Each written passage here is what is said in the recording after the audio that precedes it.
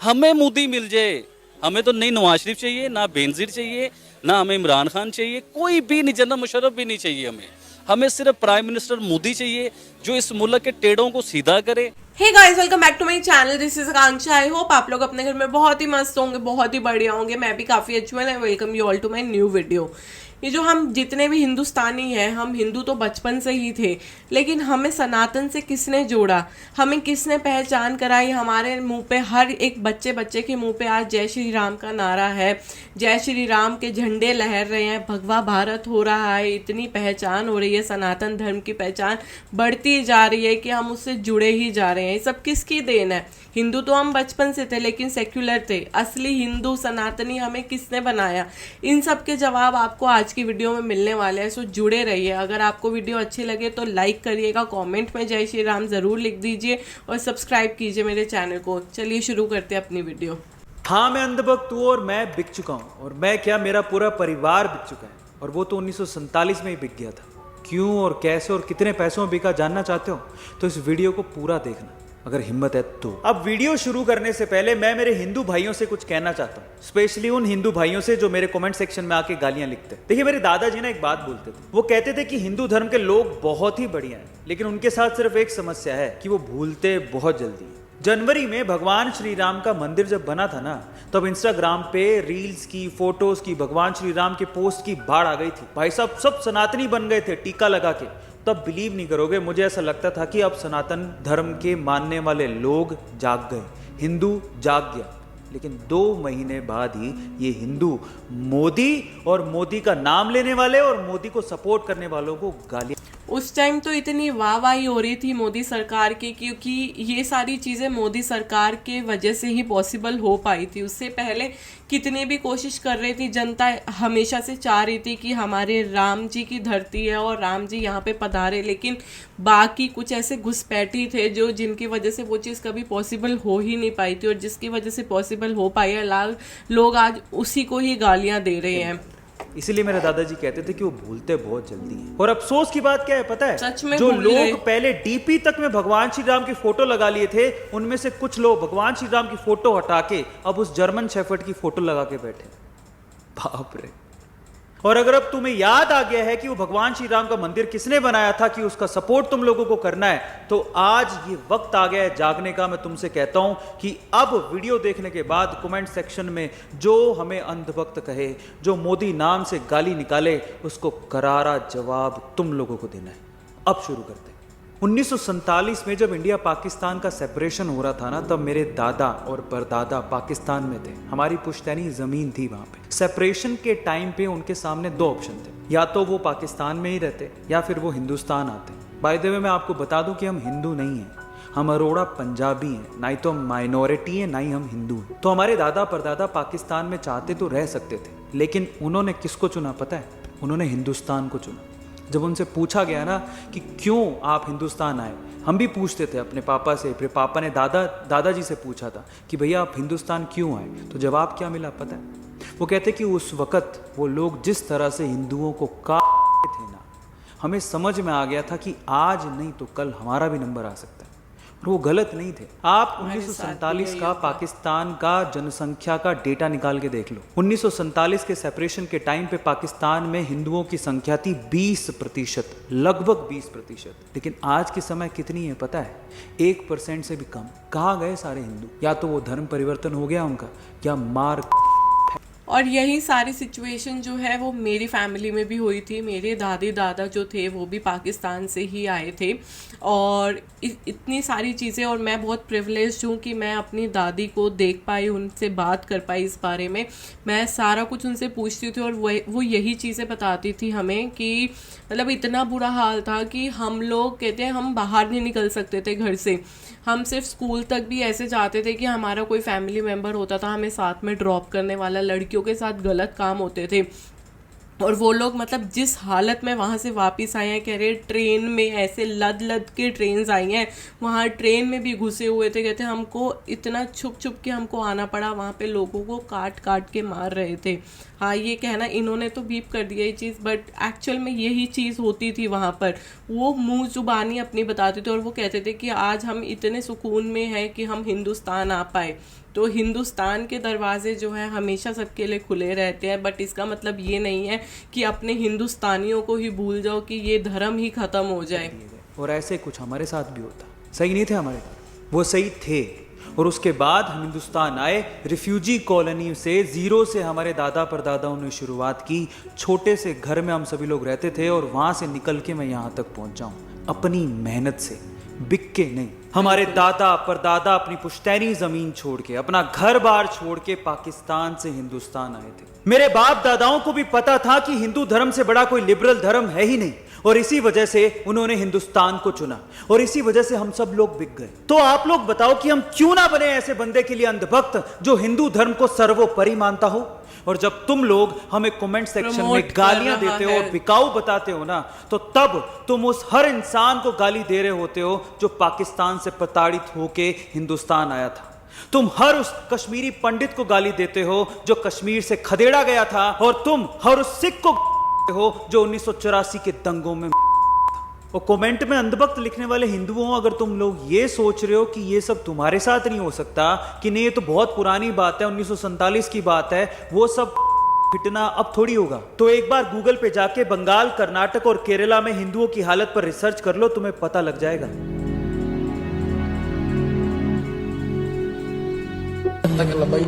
ಪಾಕಿಸ್ತಾನ ಜಿಂದಾಬಾದ್ ಅಂತ ಕೂಗುವಂದ್ರು, ಅಲ್ಲಾಹು ಅಕ್ಬರ್ ಮೋದಿ ಬಗ್ಗೆ ಸಾಂಗ್ ಮಾಡಿದ್ದೇನೆ, ಇಲ್ಲ ಸಾಯಿಸ್ತೀವಿ ಕೂಗ್ತೀಯ ಇಲ್ವಾ ಅಂತೇಳಿ ನನ್ನ ಕೈಯಲ್ಲಿ ಒಂದು ಫೋಟೋ, ಶ್ರೀರಾಮನ್ ಫೋಟೋ, ಫ್ಲಾಗ್ ಎಲ್ಲ ಅದನ್ನೆಲ್ಲ ಕಿತ್ತು।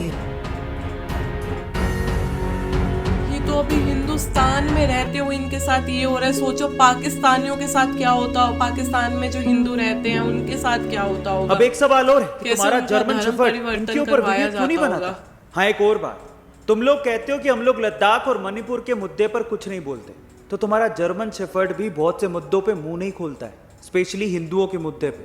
अब जरा जाके तुम्हारे जर्मन शेफर्ड को देख लो, वो बहुत ही सिलेक्टिव वीडियोस बनाता है, या तो कांग्रेस और आपके सपोर्ट में, या बीजेपी के खिलाफ, या एक खास वर्ग को सपोर्ट करने में। बस जाके कभी उससे पूछना कि उसने कभी संदेश खाली में जो हुआ उस पर वीडियो बनाया, आपके ऊपर खालिस्तान समर्थकों से पैसे लेने के मामले पे उसने कभी वीडियो बनाया, बंगाल के शिक्षा घोटाले पे उसने कभी वीडियो बनाया, कर्नाटका में 100 करोड़ वक्फ बोर्ड को दे दिए गए और मंदिरों पे टैक्स लगाने की कोशिश की गई, उस पे वीडियो बनाया, हनुमान चालीसा गा रहे एक हिंदू पे FIR हो गई, उस पे वीडियो बनाया, कर्नाटक के नेहा नाम की लड़की जिसके कांग्रेसी पिता खुद कहते हैं कि लव जिहाद की वजह से उसको उस पे उसने कुछ बोला, तमिलनाडु में सनातन धर्म को वायरस बोला गया, उस पे वीडियो बनाया, या राम मंदिर, कश्मीर का कायाकल्प, धारा 370, रेलवे का कायाकल्प, इनमें से किसी भी मुद्दे पर वो मुंह खोलता है, क्योंकि वो खुद उतना ही और वैसा ही बोलता है जितना उसके आका बोलने को कहते हैं। समझो, ठीक है हम लोग अंधभक्त हैं, पर क्या ये मुसलमान भी अंधभक्त है जो ये कह रहा है कि हमें मोदी दोबारा प्रधानमंत्री के तौर पे चाहिए? सुनिए। हमारी सारी मुस्लिम बहनें जो हैं वो खुले तौर से मोदी जी के साथ हैं। न दूरी है ना खाई है, मोदी हमारा भाई है। अब की बार ये ठाना है कि 400 पार करके मोदी जी और जिताना। हिंदू मुस्लिम करती है, अरे भाई सबसे पहले योजना का लाभ आज किसी को अगर मिल रहा है तो वो अब्दुल लाइन में लग के लिखता है, और चाहे कोई भी प्रधानमंत्री उज्ज्वला गैस योजना हो, आवास योजना हो, ग्रामीण शौचालय की मैं बात कर रहा हूँ, जहाँ पर हमारी बहन बेटियां खुले में शौच के लिए जाती थी, शाम को 6 बजे 7 बजे इंतजार करना पड़ता था। 70 साल कांग्रेस की सरकार थी, उसने कभी इस बारे में नहीं सोचा। क्या ये मौलाना भी अंधभक्त है जो पूरी मोस्क में ये अनाउंसमेंट करवा रहा है कि अब की बार दोबारा से मोदी सरकार? क्या पाकिस्तान के लोग जो ये कहते हैं कि हमारा वजीर आला भी मोदी जैसा होना चाहिए, वो भी अंधभक्त है क्या? हमें मोदी मिल जाए, हमें तो नहीं नवाज शरीफ चाहिए, ना बेनजीर चाहिए, ना हमें इमरान खान चाहिए, कोई भी नहीं, जनरल मुशर्रफ भी नहीं चाहिए हमें सिर्फ प्राइम मिनिस्टर मोदी चाहिए जो इस मुल्क के टेढ़ों को सीधा करे। अब यहाँ दुख की बात यह है कि माइनॉरिटीज चाहते हैं कि मोदी वापस आए, लेकिन कुछ हिंदू ये नहीं चाहते कि मोदी वापस प्रधानमंत्री बने, वो भी सिर्फ इसलिए कि जर्मनी में बैठा एक बंदा ये कह रहा है कि डिक्टेटरशिप आ गई। वाह क्या बात है। अब तो मेरा इतिहास जान के तुम्हें समझ में आ गया होगा कि मैं और मेरा परिवार क्यों बिका। अब तुम्हारे जर्मन शेफर्ड की भी बात कर लेते हैं। एक वीडियो देख रहा था मैं उसकी, इसमें वो कहता है कि 12th करने के बाद उसके पिताजी, उसके पापा खुद कहते हैं कि हिंदुस्तान के 3rd क्लास कॉलेजों में पढ़ने की बजाय अच्छा है कि तू बाहर चला गया। फिर उसे बाहर भेजा गया, जर्मनी में उसने पढ़ाई करी, वहीं पे ही वहीं की लड़की से क्रिश्चियन तौर तरीके से उसने शादी करी। तुम उससे कैसे उम्मीद कर सकते हो कि वो हिंदुस्तान के बारे में सही बताएगा, हिंदुओं के बारे में सही बताएगा, या भारत की किसी भी चीज के बारे में सही तरीके से आकलन करेगा? यही मूर्खता है तुम लोगों की। और कभी कभार मुझे ना जो कमेंट में हिंदू, चलो दूसरों का तो समझ में आता है, जो हिंदू कमेंट में गलत गलत लिखते हैं उन पे तो मेरे को हंसी आती। जिस दिन गजवाए हिंद हो गया, कट हो गए, और उस वक्त तुम कहां जाओगे? हमारे दादा परदादाओं के पास तो फिर भी ऑप्शन था हिंदुस्तान का, लेकिन गजबाए हिंद आप लोगों को पता ही होगा, ये लोग चाहते हैं कि हमारी पॉपुलेशन इतनी ज़्यादा बढ़ जाए कि हमारी जनसंख्या बढ़ेगी तो हम ही रूल करेंगे, कल को प्राइम मिनिस्टर भी हमारा ही होगा। तो सोच लो फिर हिंदुओं की हालत क्या होगी। जब हिंदू वहाँ बैठे परेशान थे पाकिस्तान में, तो उन्हें पता था कि उनको छाव देने के लिए हिंदुस्तान है, क्योंकि हिंदुस्तान हिंदुओं के लिए ही है। लेकिन अगर हिंदू यहाँ पे परेशान किए गए तो कहाँ जाएंगे, और कौन सा देश है जो हिंदुओं को रखेगा भाई? हिंदुस्तान में जिस दिन गजवाए हिंद हो गया, तुम कहीं के नहीं रहोगे। एक बात सुन लो, तुम हिंदुओं के लिए सिर्फ पूरी दुनिया में एक ही देश है और वो है हिंदुस्तान, और उनके अस्तित्व को ऊपर तक ले जाने वाला सिर्फ एक ही इंसान है और वो है नरेंद्र मोदी, जिसको तुम कमेंट में भर भर के गालियां निकालते हो। और जो लिखते हैं ना कि कमेंट में अभी अनसब्सक्राइब करके जा रहे हैं, भाई तुम जाओ, तुम्हारे जैसे लोगों की जरूरत ही नहीं है मेरे को। तुम अभी जाओ अनसब्सक्राइब करके, क्योंकि जो हिंदू अपने देश का ना हो सका, मोदी का ना हो सका, जिसने हिंदुस्तान के लिए, इस भारत के लिए क्या क्या किया है, वो मेरा क्या होगा? मुझे जरूरत ही नहीं। हम तो भाई एक ही चीज जानते हैं, हिंदू और भारत एक दूसरे से जुदा नहीं हो सकते। अगर हिंदू है तो भारत है, भारत है तो हिंदू लोग हैं। जिस दिन भारत में से हिंदुओं को हटाया गया या हिंदू माइनॉरिटी में आ गए और बाकी जो घुसपैठी बैठे हमारे देश में उनकी पॉपुलेशन बढ़ गई, तो आप लोग समझ जाइए कि आपकी क्या हालत होगी। और उसका बहुत बड़ा एग्जाम्पल आप लोगों को दिख ही रहा है पाकिस्तान, जहाँ पे पहले 20% की पॉपुलेशन थी हिंदुओं की और आज वो 1% हो गई है। तो क्या हुआ बाकी का? या तो उनको मार दिया गया या उनका धर्म परिवर्तन हो गया। तो वही कुछ यहाँ भी होने वाला है। अगर हमने सही नेता नहीं चुना जो सही तरीके से रूल्स रेगुलेशन बना सके, सही तरीके से देश को चला सके, और देश को चलाने में हर कोई अपना पर्सपेक्टिव से देख के चलता है कि हमें क्या बेनिफिट हो रहा है। ठीक है भाई, तुम्हें फ्री की बिजली चाहिए, तुम्हें फ्री का पानी चाहिए, तुम्हें नौकरी चाहिए, समझ में आता है, वो भी क्राइटेरिया है तुम्हारा कि तुम उस बेसिस पे चूज करोगे अपना लीडर। लेकिन उससे पहले तुम्हारी खुद की आइडेंटिटी कहाँ है? नौकरी करने लायक तो तुम तब बचोगे ना जब तुम इस देश में जिंदा भी रहोगे।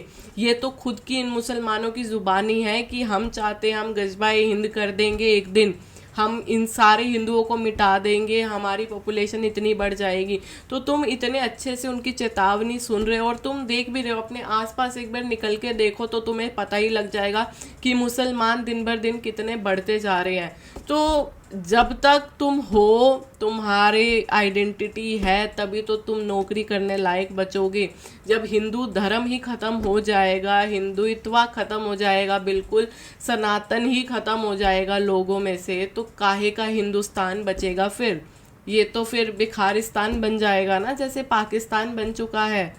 वैसे ही यहाँ पे हिंदुस्तान को भी ये बना देंगे और वो चीज़ हम कभी होने नहीं देंगे। आप लोगों ने देखा होगा कांग्रेस की सरकार में आज तक क्या होता आया है। इन्होंने मुसलमानों को सिर्फ प्रमोट ही किया, आगे बढ़ाया है, माइनॉरिटी का नाम देके उन्हें हर तरह के फ़ायदे दिलवाए हैं। जब तक महात्मा गांधी थे, जब तक चाचा नेहरू थे, तो ये सारा देश जो है सेक्युलर की तरफ जा रहा था। लोगों को अपनी धर्म ही नहीं पता लग रहे थे कि हम किस धर्म के हैं। हर चीज़ को वो एक्सेप्ट कर रहे थे जैसा हो रहा था देश में, जैसे वो लीडर चला रहे थे। और ये कांग्रेस सरकार अगर जीत जाती है, यहाँ पे ये लीडरशिप में आ जाती है, तो आप लोग समझ जाइए कि आने वाला समय किसका होगा, हिंदुओं का या मुसलमानों का। वो सब आपके हाथ में है, आपको फैसला करना है। आपका एक एक वोट मैटर करता है, और वोट से ज़्यादा आपकी खुद की आइडेंटिटी मैटर करती है कि आप किसी भी लीडर को जितवा दो।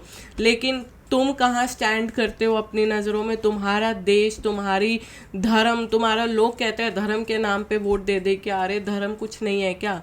धर्म भी तो कोई चीज़ है, अपने धर्म को तुम खो दोगे तो तुम्हारी पहचान कहाँ से रही? तुम सनातन से बने हो, सनातन से उभरे हो, और तुम उसको ही मिटाना चाहते हो, तो तुम कहाँ के इंसान रहे फिर? तो गाइज आज की वीडियो के लिए बस इतना ही। आई होप आपको वीडियो पसंद आई होगी। पसंद आई तो लाइक कर दीजिए और कमेंट में मुझे बताइए आपकी क्या सोच है इसको लेकर, जो भी मैंने वीडियो बनाई, जो भी टॉपिक मैंने कवर किया आज। और सब्सक्राइब कीजिए मेरे चैनल को। मिलते हैं नेक्स्ट वीडियो में। Till then take care, bye bye.